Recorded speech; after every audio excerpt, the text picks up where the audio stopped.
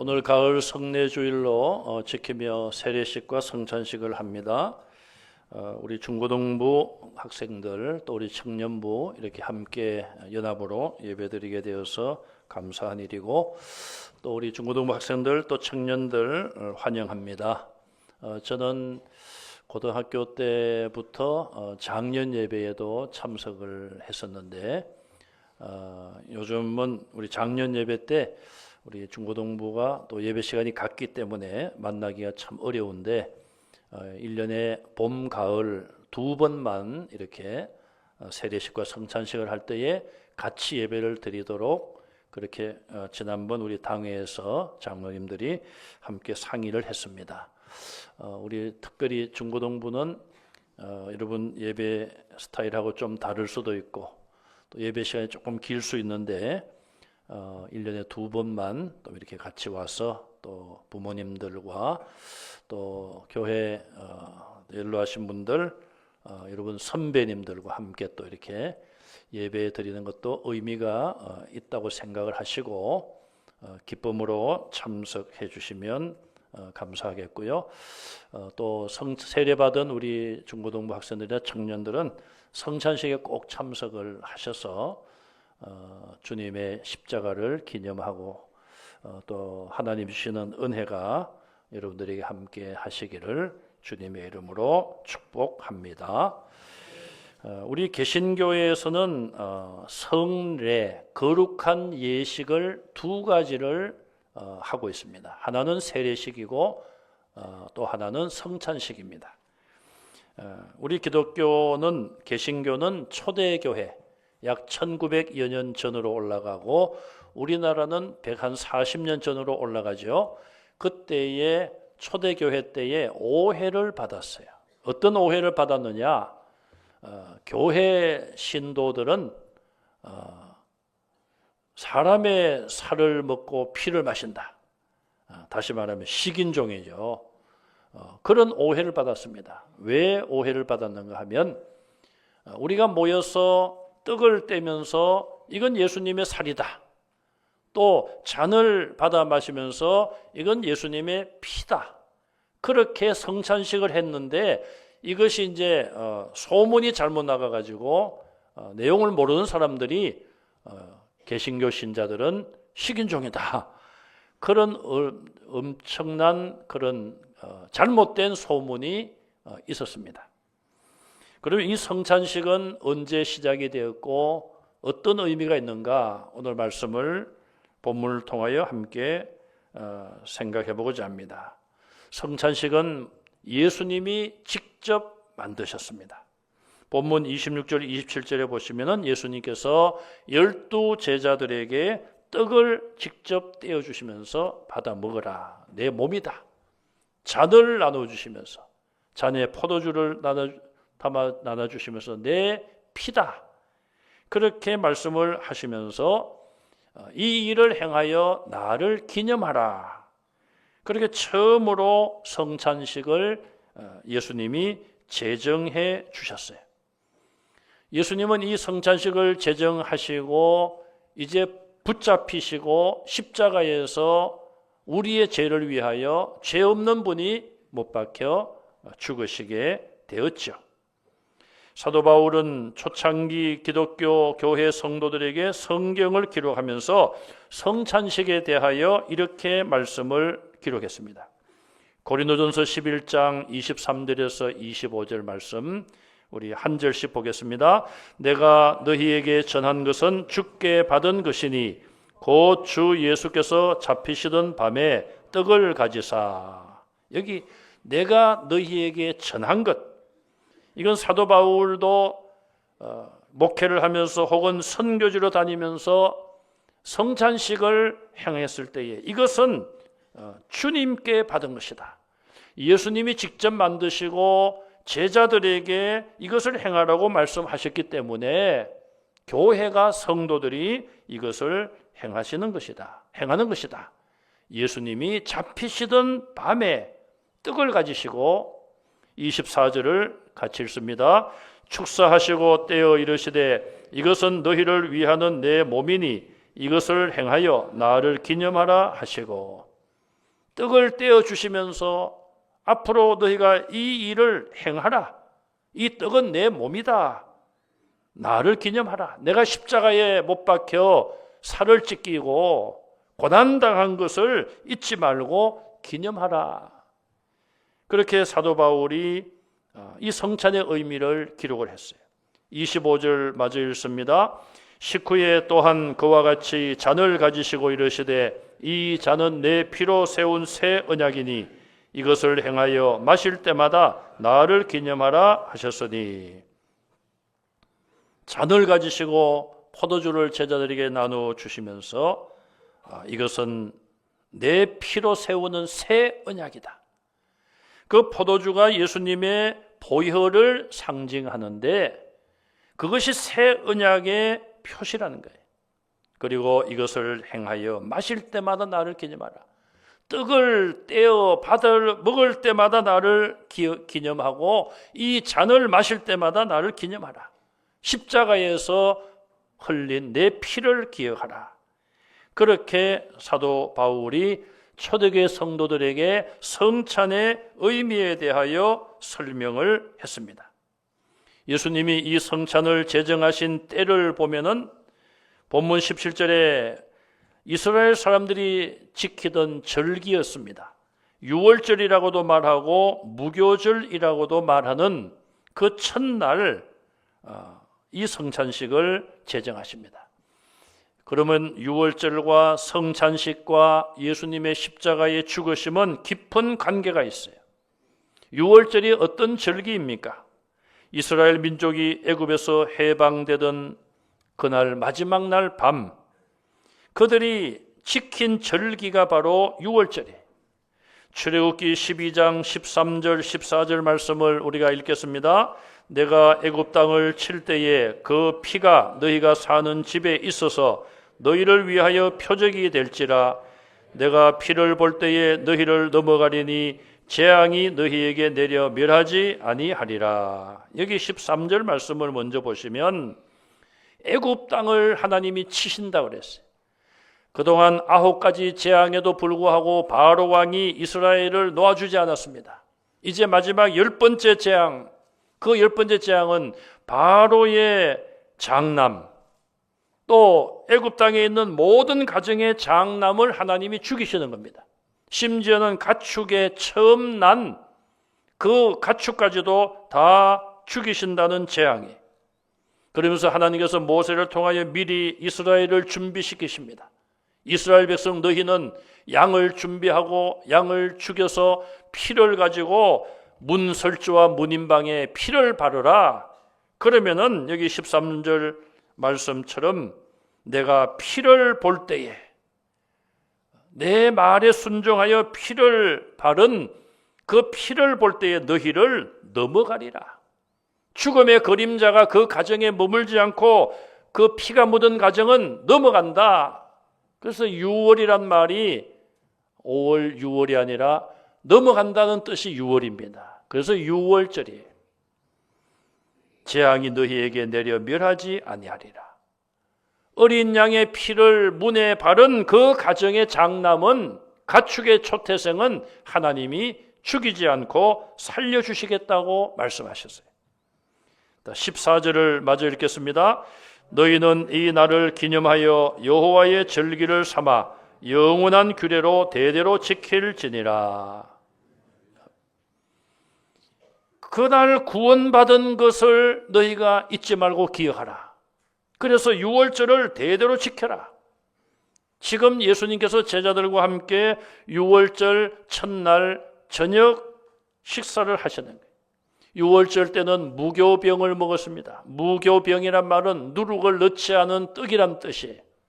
누룩을 넣지 않고 떡을 만들면 맛이 별로 없습니다. 고난을 상징하는 것이죠.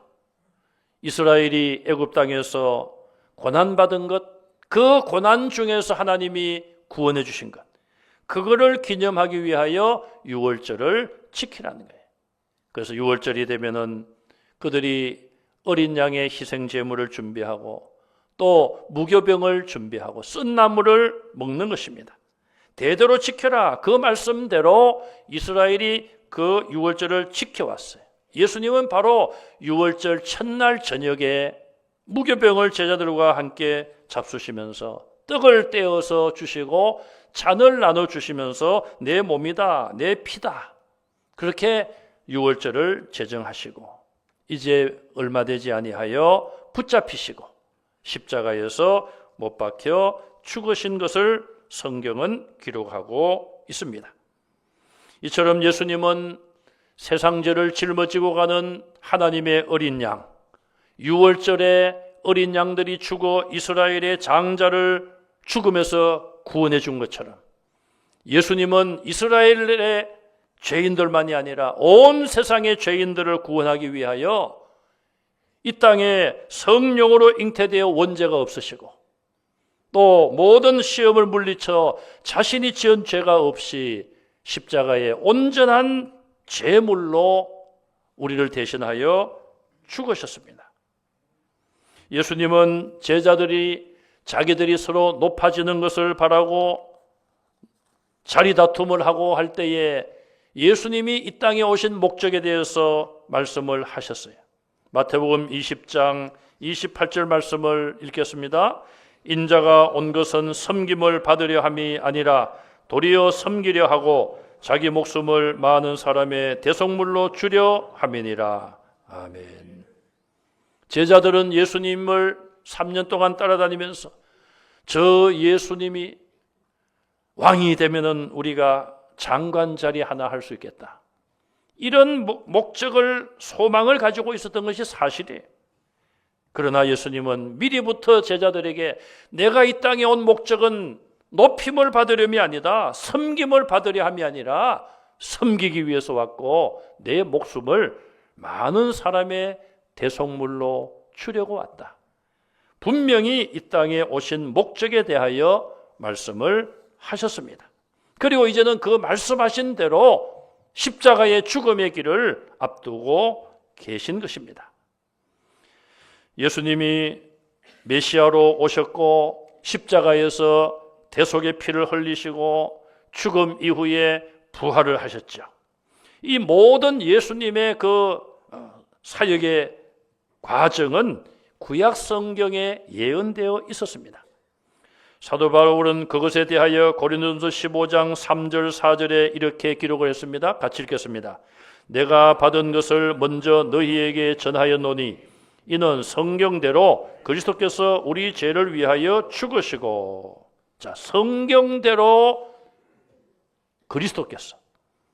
그리스도는 예수님을 말하죠. 예수님이 이 땅에 와서 성경대로 우리 죄를 위하여 죽으셨다. 이 말은 구약에 예언된 그 성경대로 죽으셨다는 말씀이에요. 4절을 읽습니다. 장사 지낸 바 되셨다가 성경대로 사흘 만에 다시 살아나사. 예수님이 죽으실 뿐 아니라 3일째 되는 날 다시 살아나신다. 이것도 구약 성경에 예언이 되었고 예수님은 그 예언대로 죽으셨고 예언대로 부활하셨다. 그것을 분명하게 성경은 증거하기로 했습니다. 예수님은 본문 21절에 성찬식을 제정하시기 직전에 폭탄 선언을 하십니다. 그것이 무엇입니까? 너희 중에 한 사람이 나를 팔리라. 3년 동안 주님을 따라다녔던 12제자, 그들은 직업을 버렸습니다. 가족까지도 돌보지 않고 오직 예수님만 따랐습니다. 그랬는데 그 중에 한 사람이 예수님을 판다고 지금 예수님이 말씀을 하신 거예요. 제자들이 난리가 났습니다. 예수님 저는 아니죠. 주님 저는 아니죠. 25절에 보면 심지어 예수님을 은 30에 팔기로 한 가룟 유다조차도 랍비여 나는 아니지요. 예수님이 말씀하십니다. 네가 말하였도다. 네가 말했다. 지금 예수님이 가룟 유다에게 주신 마지막 회개의 기회였습니다. 가룟 유다도 주님이 주시는 떡을 받았습니다. 내 몸이다. 그런데 요한복음 13장 30절에 가서 보면은 가룟 유다는 그 떡을 받고는 그 어두운 밤에 그 자리에서 회개하지 않고 그 자리를 떠났다. 그렇게 기록을 하고 있어요. 그 자리를 떠나서 은 30에 예수를 팔기로 그렇게 했던 그런 자들을 만나서 이제 예수를 어디 가서 잡을 것인지 구체적인 행동을 하기 위하여 그 자리를 떠나고 말았습니다. 예수님은 유다의 배신을 지적하시면서 그 자리에서 떡을 떼어주시면 내 몸이다, 잔을 주시면 내 피다, 그렇게 말씀하신 주님의 그 마음이 얼마나 비통했겠습니까? 하필이면 12 중에 한 사람, 그것도 예수님이 신임하여 재정을 맡겼던, 재정을 담당했던 가룟 유다가 예수님을 배반하고 성찬식을 제정하는 그 거룩한 그 자리 떠나가고 말았던 것입니다. 예수님은 24절에 인자는 자기에 대하여 기록된 대로 가거니와 그랬어요. 자, 가룟 유다의 배신에 대해서도 예수님은 언급을 하셨는데 요한복음 13장 18절에 보시면은 내 떡을 먹는 자가 내게 발꿈치를 들었다 한 성경을 응하게 하려는 것이라. 가룟 유다의 배신조차도 성경에 예언되었고 그것이 이루어지는 것이라고 말씀하신 것이죠. 시편 41편 9절 말씀을 보면은 이런 예언이 있습니다. 같이 읽겠습니다. 내가 신뢰하여 내 떡을 나눠 먹던 나의 가까운 친구도 나를 대적하여 그의 발꿈치를 들었나이다. 발꿈치를 들었단 말은 가까운 친구가 그 친구를 배반하고 친구를 떠나고 원수가 되었다는 표현이에요. 다윗의 신대 다윗도 그런 배반을 당한 적이 있습니다. 다윗이 당한 이 배반을 장차 메시아 그리스도가 오셔서 당하실 배반을 예고한 것을 알 수가 있습니다. 예수님은 이런 비통한 가운데 성찬식을 제정하셨습니다. 그리고 이제는 얼마 되지 아니하여 붙잡히시게 되고 십자가에서 우리를 위하여 중한 고통을 받으시고 목마름을 호소하시고 다 이루었다고 말씀을 하시고 세상을 떠나셨습니다. 그리고 3일째 되는 날 죽음의 권세 무덤을 열고 영생할 몸으로 부활하셨습니다. 오늘 우리는 다시 한번 성찬에 참여합니다. 떡을 받고 잔을 받습니다. 어떤 자세와 각오로 성찬에 참여해야 될까요? 마지막으로 고린도전서 11장 25절과 28절을 읽으면서 우리가 성찬에 참여하는 우리 마음을 돌아볼 수 있기를 바랍니다. 읽어보겠습니다. 식후에 또한 그와 같이 잔을 가지시고 이르시되 이 잔은 내 피로 세운 새 언약이니 이것을 행하여 마실 때마다 나를 기념하라 하셨으니 너희가 이 떡을 먹으며 이 잔을 마실 때마다 주의 죽으심을 그가 오실 때까지 전하는 것이니라. 그러므로 누구든지 주의 떡이나 잔을 합당하지 않게 먹고 마시는 자는 주의 몸과 피로에 대하여 죄를 짓는 것이니라.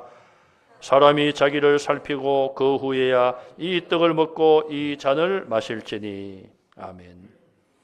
이 말씀대로 성찬에 참여하며 주님의 십자가를 기념하시고 기억하시고 또 주님 오실 때까지 주님의 이름을 전하시고 우리 자신을 살펴보고 회개하는 마음으로 성찬에 참여하여 주님의 십자가의 대속의 은혜가 여러분 가운데 충만하시기를 주님의 이름으로 축원합니다.